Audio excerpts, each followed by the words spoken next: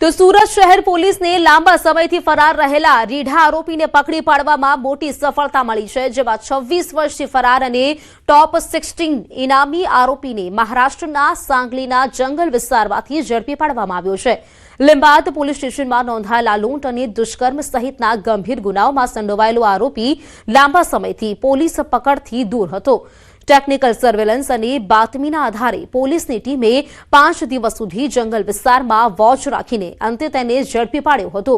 આરોપી વર્ષ 2003ના ગંભીર ગુનામાં સંડોવાયેલો હતો, જેમાં તેણે સહ આરોપીઓ સાથે મળીને પર્વત ગામની સીમમાં એક મકાનમાં ઘૂસીને પરિવારને જાનથી મારી નાખવાની ધમકી આપી હતી અને પીડિત પરિવારની એક યુવતી સાથે બળજબરીપૂર્વક દુષ્કર્મ આચર્યું હતું। હાલ પોલીસે તેની સામે કાયદેસરની કાર્યવાહી શરૂ કરી છે, જેને સુરત પોલીસ માટે મોટી સિદ્ધિ માનવામાં આવી રહી છે। લીંબાદ પોલીસ સ્ટેશન અને ડિસ્ટાફનું જે અમારી ટીમ છે એ હ્યુમન સોર્સિસથી અને ટેકનિકલ સર્વેલન્સથી અમે એને ટ્રેક કર્યો હતો। હમણાં 6-1 મહિના પહેલાં જે મર્ડરના ગુનામાં 10 વર્ષની સજા કાપી અને એના ગામ પાછો ગયો હતો। અમારી પાસે જે કંઈ ઇન્ફોર્મેશન આવી અમે ટીમ રવાના કરી અને આ આરોપીને ઝડપી લીધેલો છે। તો સુરતમાં વિઝા અને વર્ક પરમિટના અપાવવાના બહાને છેતરપિંડી કરવાના કેસમાં પાલ પોલીસને મોટી સફળતા મળી છે। આરોપીને નોઈડાથી ઝડપી પાડવામાં આવ્યો। પોલીસ કમિશનર અને ઉચ્ચ અધિકારીઓના માર્ગદર્શન હેઠળ ખાસ ટીમ બનાવીને આરોપીની શોધખોળ હાથ ધરવામાં આવી હતી। આ તપાસ દરમિયાન ટેકનિકલ સોર્સેસની મદદથી આરોપીનો લોકેશન ટ્રેસ કરવામાં આવ્યું હતું, જે બાદ પોલીસની ટીમ નોઈડા પહોંચી અને આરોપીને ઝડપી કાયદેસરની કાર્યવાહી હાથ ધરી છે। નંબર અલગ અલગ જેનાથી વાત થતી હતી અને જે ઈમેલ આઈડી સાથે ઇન્ટરેક્શન થતું હતું એ બધું બંધ થઈ ગયેલું હતું। આ બાબતે ચાલુ વર્ષે પોલીસને ફરિયાદ મળતા તો એ આમાં ટેકનિકલ ઇન્વેસ્ટિગેશન કરીને દિલ્હી ખાતેથી આ વિઝા ફ્રોડ કરતા આરોપીઓની ગેંગનો પર્દાફાશ કર્યો છે અને એમાંથી એક આરોપીને દિલ્હી ખાતેથી પકડી પાડ્યો છે। સુરેન્દ્રનગરના ધાંગધ્રા હળવદ હાઈવે પરથી ઝડપાયો છે ગાંજો। કુડા ચોકડી પાસે ટેન્કરમાંથી 9 કિલો 810 ગ્રામ ગાંજો ઝડપાયો છે।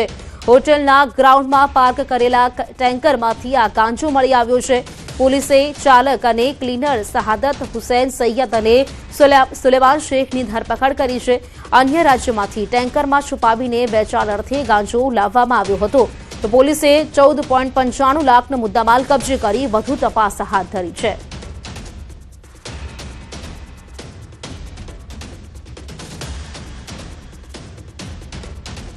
ડિગ્રી એન્જિનિયરિંગ અને ફાર્મસીમાં પ્રવેશ માટે અગત્યની ગુજકેટ પરીક્ષા આગામી 29મી માર્ચે યોજાવાની છે, જેના માટે શિક્ષણ બોર્ડ દ્વારા સુવ્યવસ્થિત એક્શન પ્લાન તૈયાર કરવામાં આવ્યો છે। ધોરણ 12 સાયન્સના 1.25 લાખથી વધુ વિદ્યાર્થીઓ આ પરીક્ષા આપશે, જેમાં અમદાવાદ શહેરના 11,754 અને ગ્રામ્ય વિસ્તારના 6,352 વિદ્યાર્થીઓ સામેલ છે। પરીક્ષા માટે શહેરમાં 59 અને ગ્રામ્યમાં 30 બિલ્ડિંગમાં કેન્દ્રો બનાવવામાં આવ્યા છે, જ્યારે ડીઈઓ ઓફિસમાં 24 કલાક કંટ્રોલ રૂમ કાર્યરત રહેશે। ગરમીને ધ્યાનમાં રાખીને પીવાના પાણીની પૂરતી વ્યવસ્થા કરવા માટે સૂચના આપવામાં આવી છે, તેમજ આરોગ્ય ટીમો પણ તમામ કેન્દ્રો પર હાજર રહેશે। ગુજરાત બોર્ડની ગાઈડલાઈન મુજબ પરીક્ષાની તમામ તૈયારીઓ પૂર્ણ કરવામાં આવી છે। 11,754 જેટલા વિદ્યાર્થીઓ પરીક્ષા આપવાના છે, ત્યારે 29 તારીખે તમામ બિલ્ડિંગમાં કેન્દ્ર સંચાલકોની મિટિંગ પૂર્ણ કરી તેમની તાલીમો જે છે એ લેવામાં આવેલી છે। સાથે સાથે તમામ બિલ્ડિંગો પર સ્ટાફની પણ ટ્રેનિંગ આપી દેવામાં આવેલી છે। જે ગુજકેટની પરીક્ષા આપે છે તેવા તમામ વિદ્યાર્થીઓને પરીક્ષા પહેલાં સેન્ટર પસંદગીથી લઈને ક્યાંક કોઈ એમને કોઈ તકલીફ પડે તો તેને લઈને અમે અહીંયા અમારો કંટ્રોલ રૂમ સ્ટાર્ટ કરી દીધો છે। અંબાજી મંદિર ટ્રસ્ટ અને અરજદાર દાંતા મહારાણાએ કરેલા હકનો મામલો નામદાર કોર્ટે દાંતા મહારાજાની અરજી નામંજૂર કરીને ફગાવી દીધી છે।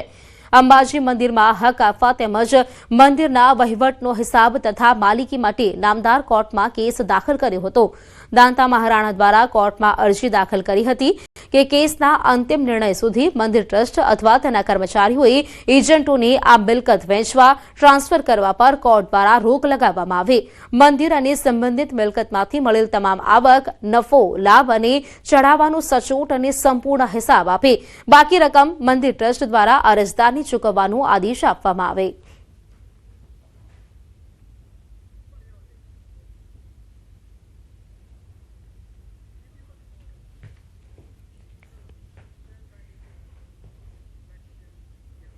અશાંત ધારા મુદ્દે કોંગ્રેસના ધારાસભ્ય કિરીટ પટેલે કહ્યું કે આ બિલને અમે સમર્થન નથી કર્યું. માનનીય રેવન્યુ મંત્રી જે અશાંત ધારામાં મકાનો તબદીલ કરવા માટેનું જે બિલ લઈને આવ્યા છે એ બિલને અમે સમર્થન કર્યું નથી. ભારતીય જનતા પાર્ટીના અમિતભાઈ ઠાકરે પણ વાત કરી કે અમદાવાદની અંદર 2 લાખ ચોરસ મીટરથી વધુ જમીનો ઉપર દબાણો થયા છે કે અત્યાર સુધીમાં આ કાયદાનું અમલ કરવામાં પૂરેપૂરી સાવધાની રાખવામાં આવી નથી અથવા કાયદાનો પૂરેપૂરો અમલ થયો નથી. અશાંત ધારા સુધારા વિધેયક અંગે ધારાસભ્ય શૈલેષ પરમારનું નિવેદન.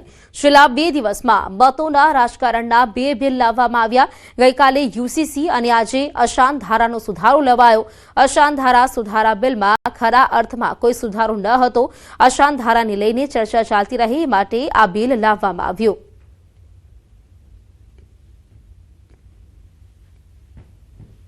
કરાઈ ફરજિયાત. યુસીસીના કાયદામાં આદિવાસી સમાજને રખાયો બાકાત. વિપક્ષ ખોટો ભ્રમ ફેલાવી રહ્યા. ચર્ચા થાય, મીડિયામાં આવે, છાપામાં આવે, પ્રજામાં એમ થાય કે આ અમારા બોલ્યા. મૂળ બંને બિલો એ રાજકીય રીતે સ્થાનિક સ્વરાજ્યની ચૂંટણીના અનુસંધાનમાં લાયેલા બિલો હતા. એમાં કોઈ તથ્ય હતું નહીં. એક જાતનું કોમ્યુનલ વાતાવરણ સમગ્ર ગુજરાતમાં બન્યું રહે અને ભારતીય જનતા પાર્ટીને આવનારી ચૂંટણીમાં એનો બેનિફિટ મળે, આ બંને બિલ ફક્ત એના માટે જ લાવવામાં આવ્યા હતા. તો સુરતના ખજોદ ખાતે આવેલા મહાનગરપાલિકાના કચરા ડિસ્પોઝલ પ્લાન્ટમાં આગ લાગવાનો મામલો સામે આવ્યો છે. ત્રીજા દિવસે પણ આગના ધુમાડા યથાવત જોવા મળી રહ્યા છે. 9 જેટલી ફાયરની ગાડી દ્વારા પાણીનો મારો કરવામાં આવી રહ્યો છે. પહેલા દિવસે 11 લાખ લીટર પાણીનો ઉપયોગ કરવામાં આવ્યો હતો તો બીજા દિવસે 8 લાખ લીટર પાણીનો ઉપયોગ કરવામાં આવ્યો છે. હજુ પણ 24 કલાક બાદ આ આગ કાબૂમાં આવે તેવી શક્યતાઓ જોવા મળી રહી છે.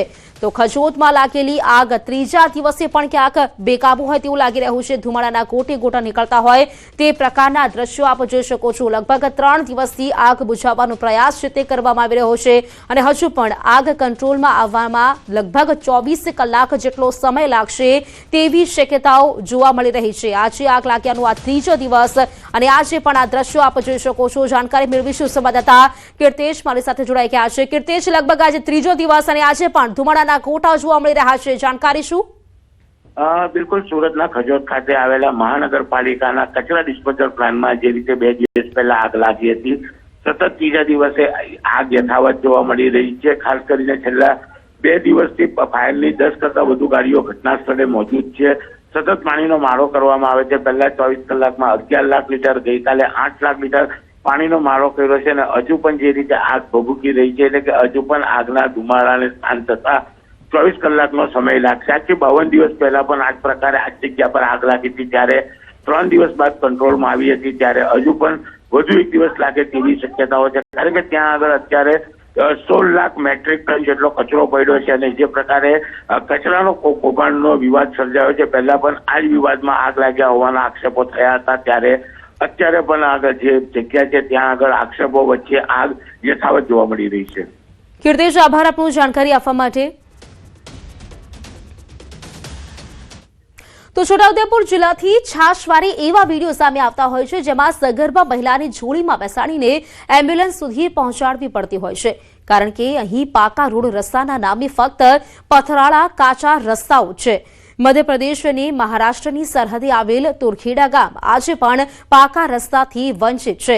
મુખ્ય માર્ગ સુધી પહોંચવા માટે પણ ગ્રામજનોને લાંબા અંતર સુધી ચાલવું પડે છે, જેથી ગ્રામજનો ત્રાહિમામ પોકારી ઉઠ્યા છે. 1.5 વર્ષ અગાઉ જે પ્રસૂતિ મહિલા હતું, રસ્તો ન હોવાના કારણે મૃત્યુ પામ્યા હતા. તે પછી 1, 2, 3 બહેનો જેવી એક બેન મરી ગઈ, એનું બાળક મરી ગયું, પોતે બેન મરી ગઈ, એવા 2-3 કેસ થઈ ગયા. તે પછી જ્યારે સુઓ મોટો કેસ થયો, રાજ્ય સરકારે તાત્કાલિક ધોરણે નોંધ લીધી અને જે ગ્રાન્ટ 18.5 કરોડ રૂપિયાની ગ્રાન્ટ ફાળવણી કરી અને 9 કિલોમીટર રસ્તાઓ જે મંજૂર કર્યા.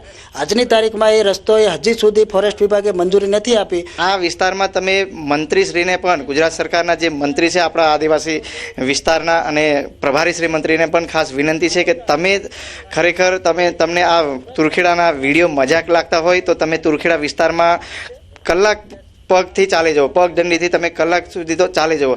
તુરખેડા ગામમાં મેન રસ્તો જ નહીં, તો પછી આ પાણીનું તો પછી રસ્તો બને પછી આંગણવાડી છે, નિહાર છે, એ બધું રસ્તો બન્યા પછી બને.